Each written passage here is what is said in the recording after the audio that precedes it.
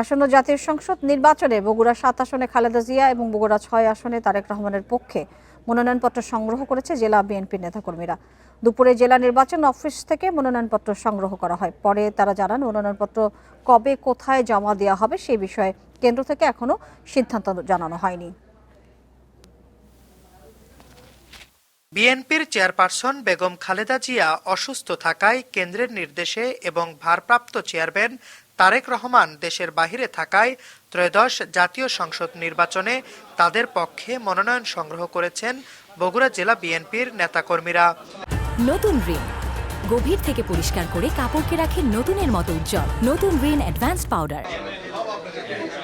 দুপুরে ১টায় জেলা রিটার্নিং কর্মকর্তার অফিস থেকে তারেক রহমানের পক্ষে মনোনয়নপত্র সংগ্রহ করেন জেলা বিএনপির সভাপতি রেজাউল করিম বাদশাহ।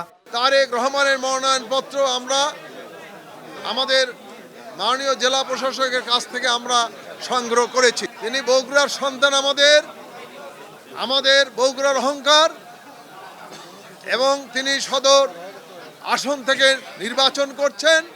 এরপর দুপুর 2টায় শহরের গোহাইল রোডের নির্বাচন অফিস থেকে খালেদা জিয়ার পক্ষে মনোনয়নপত্র সংগ্রহ করেন তার নির্বাচন সমন্বয়ক সাবেক সংসদ সদস্য হেলালুজ্জামান তালুকদার লালু। বগুড়া ৭, গাবতলী এবং শাহজাহানপুর এলাকায় দেশমাতা বেগম খালেদা জিয়া নির্বাচন করবেন, দল থেকে সেটা ঘোষণা দেওয়া হয়েছে। তার মনোনয়নপত্র উত্তোলনের জন্য আমরা এখানে এসেছিলাম। আমরা ইতিমধ্যেই মনোনয়নপত্র গ্রহণ করেছি। এবারের নির্বাচনে বগুড়া সহ 3টি আসনে নির্বাচন করবেন বেগম খালেদা জিয়া। আর এবারই প্রথম জাতীয় সংসদ নির্বাচনে অংশ নিচ্ছেন তারেক রহমান। Zahid Hasan, independent news, Bogura.